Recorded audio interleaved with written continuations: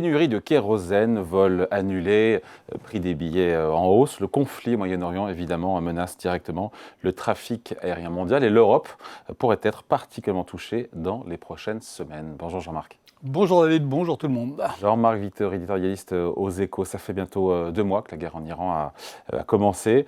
Les Trois d'Ormuz est de nouveau fermé. Il aurait été ouvert finalement 24 heures. Les négociations entre Américains et les Iraniens sont chaotiques. Et parmi les conséquences, il y a cette menace donc, de pénurie de carburant, de kérosène, qui fait planer donc un risque d'annulation de vol dès le mois prochain. Est-ce que nos vacances risquent d'être perturbées ? Si vous voulez aller en Thaïlande ou en Colombie, ça risque de ne pas être simple. La situation est totalement imprévisible. Je ne sais pas si vous pouvez me dire ce que Donald Trump va décider en se réveillant aujourd'hui ou avant de se coucher. Et ça dépend évidemment de ça. Mais on voit bien que la situation au Proche-Orient s'enlise et plus elle s'enlisera longtemps, plus ça sera compliqué d'assurer un approvisionnement du monde en général et de l'Europe en particulier en kérosène et donc de prendre l'avion.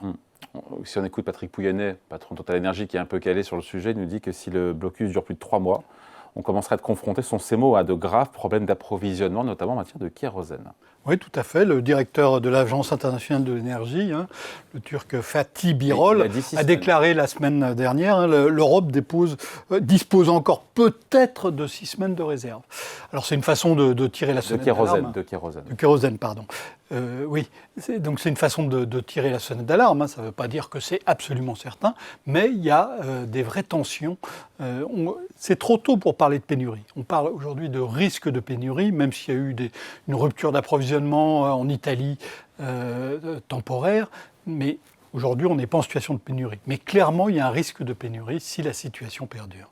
D'ailleurs, le PDG de la compagnie Corsair, qui était hier sur BFM, lui aussi, il est plus inquiet de la hausse du coût du kérosène qu'une éventuelle pénurie de kérosène. Après, ça, on peut être inquiet de la hausse du coût, puisque oui. le prix a plus que doublé depuis le début des affrontements en Iran. Donc, ça a doublé et le prix du kérosène, c'est 45% du prix d'un billet.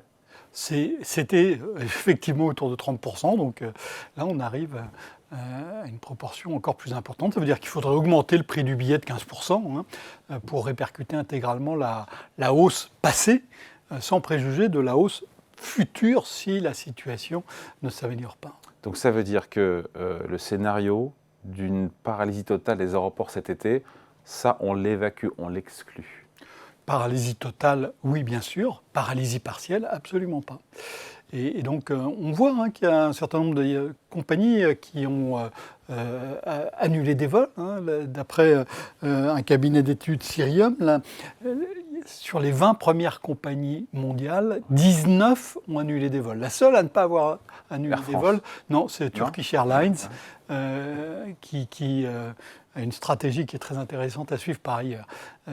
Air France KLM a annulé des vols au mois de mai à partir de Mais c'est à la marge, encore une fois, de Schiphol. Ces suppressions de vols, Ryanair a annoncé 10% de suppression de ses vols entre mai et juillet. On reste à la marge ou c'est un peu plus que ça ? Pour l'instant, on fait du calcul économique. Si vous avez un vol qui est bien plein avec des voyageurs qui ont payé un prix correct, là, vous maintenez le vol. Si vous avez un vol qui est à moitié rempli de voyageurs qui ont payé un petit tarif, vous pouvez vous poser la question, est-ce que ça vaut vraiment le coup de faire voler cet avion ? Et ce qui se passe actuellement, j'ai l'impression que c'est cette situation-là. On fait du calcul économique. Quand le vol ne rapporte pas assez d'argent, ou qu'il en perd plutôt, puisque c'est cette situation-là, puisque les gens ont réservé des billets il y a 6 mois avec un prix du kérosène qui était moitié moins élevé.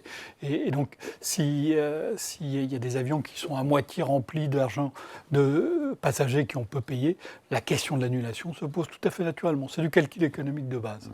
Et pour les vacanciers, le calcul économique de base, encore une fois, le kérosène, on l'a dit, c'est 45% des coûts d'exploitation des compagnies aériennes. Le kérosène a flambé de 180%, donc les prix des billets vont monter, vous avez calculé tout à l'heure ? Il devrait augmenter de 15 à 20%. Pas plus ? Non.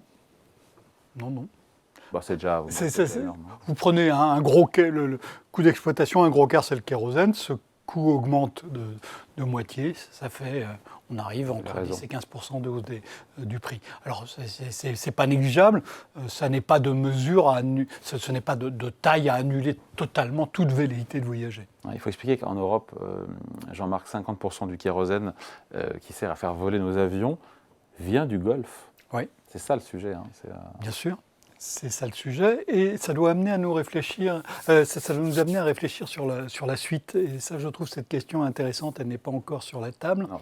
C'est quand vous raffinez du pétrole, vous pouvez varier un petit peu les proportions de chaque type de carburant. Vous pouvez faire un petit peu plus de kérosène en faisant un peu moins de gazole, mais vous ne pouvez pas changer complètement la composition. Vous avez une grosse proportion d'essence, ensuite vous avez du gazole, vous avez du kérosène. Si on électrifie massivement le parc de voitures, on va raffiner moins de pétrole. Mais on aura besoin de plus de kérosène, parce que la hausse, la demande de kérosène, la demande de transport aérien, normalement, elle devrait croître encore vigoureusement dans les prochaines années.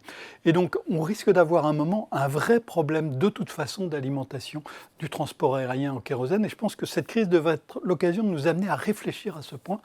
Que fera-t-on quand on raffinera moins de pétrole pour les voitures et qu'on aura besoin de plus de pétrole raffiné pour faire du kérosène?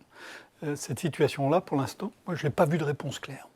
Bon, donc pour les vacanciers cet été, des vols supprimés, mais à la marge, au moment où on se parle. Au moment où on se parle, tout dépend encore de ce qui va se passer dans les semaines à venir. Mais si blocus, il y a encore jusqu'à l'été, il se passe quoi? On va avoir effectivement là beaucoup de vols qui risquent d'être annulés. Pas tous, mais beaucoup de vols. On l'a bien vu dans les aéroports italiens, quand il y a eu cette situation de pénurie qui s'est profilée, tout à fait ponctuelle. L'approvisionneur de kérosène, il a hiérarchisé. Il a dit les vols sanitaires, c'est prioritaire, les vols d'État, c'est prioritaire, les vols de touristes, c'est secondaire. Et donc, on risque d'avoir, si la situation perdure, encore une fois, ce genre de choix qui est tout à fait naturel, mais qui, évidemment, pour un certain nombre de touristes qui comptaient aller à l'autre bout du monde, risque d'être compliqué. Ouais. Et ce choix-là, on y sera dans quelques semaines. Oui, là. Dans quelques semaines. C'est pas un truc, l'année prochaine, on en discute. Non, c'est évidemment, la situation se pose. La question se posera pour les vacances d'été. Là, on est en avril, donc juillet-août, on est dans 3 mois. Oui, ça se pose immédiatement. Si vous hésitez à aller loin, posez-vous la question, est-ce que vous avez une solution de rechange? Est-ce que vous avez un plan B? Ça, je pense que c'est absolument indispensable aujourd'hui. Allez, merci beaucoup. Explication signée Jean-Marc Vittori, éditorialiste aux Échos. Merci Jean-Marc. Merci à vous.